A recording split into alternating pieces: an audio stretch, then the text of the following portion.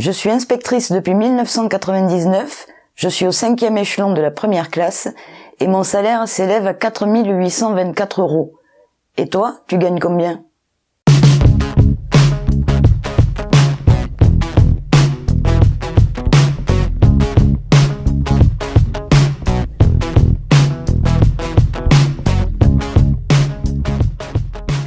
Bonjour à tous, c'est Pascal, en direct du SNICA.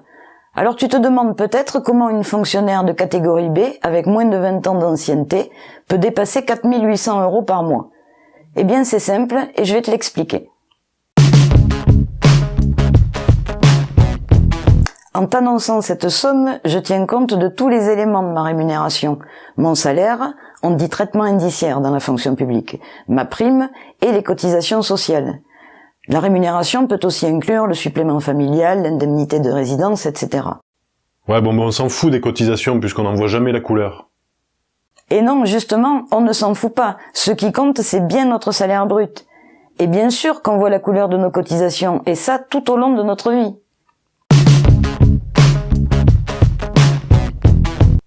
Notre salaire net nous permet de consommer et de vivre quotidiennement. Quant à notre salaire différé, donc ce sont les cotisations salariales et patronales, il nous permet de faire face aux aléas de la vie.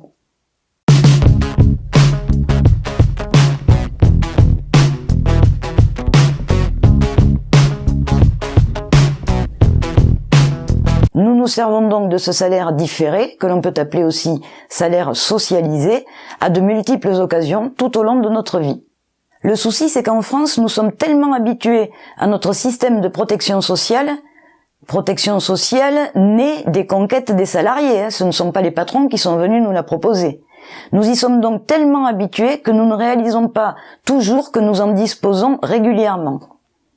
Ouais, ben moi ce que je vois, c'est que l'État nous taxe en permanence et qu'on est de plus en plus mal remboursé pour les soins et les médicaments. Et pourtant, la Sécu est toujours en déficit.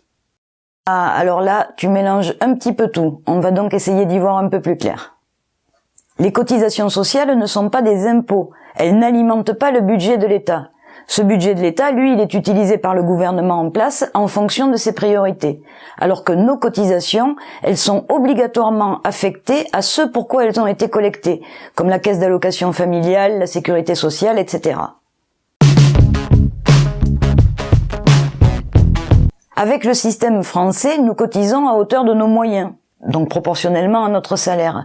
En revanche, nous bénéficions des prestations sociales à hauteur de nos besoins. Bon, on va prendre un exemple. Si je suis hospitalisé pendant 6 mois après un grave accident, le coût intégral de mon hospitalisation sera pris en charge. Et personne ne viendra me demander ma carte bleue à mon arrivée à l'hôpital, comme ça se produit dans certains pays.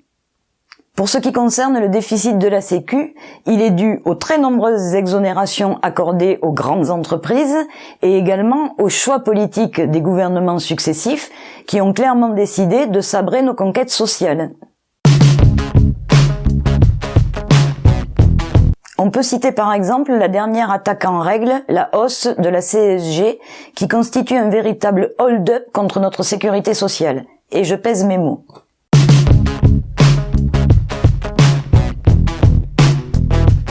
Nous ferons une vidéo entièrement dédiée à ce sujet de la hausse de la CSG, tant cette arnaque, pourtant monumentale, semble être passée inaperçue. Elle va pourtant largement contribuer à affaiblir notre sécurité sociale. Pour l'heure, gardons simplement en tête que nous vivons au quotidien avec notre salaire net et que nous vivons jusqu'à la fin de nos jours avec notre salaire brut. Et n'oublions pas que c'est une chance immense pour tous de bénéficier de ces dispositifs de solidarité. C'est d'ailleurs l'un des fondements majeurs de notre République sociale.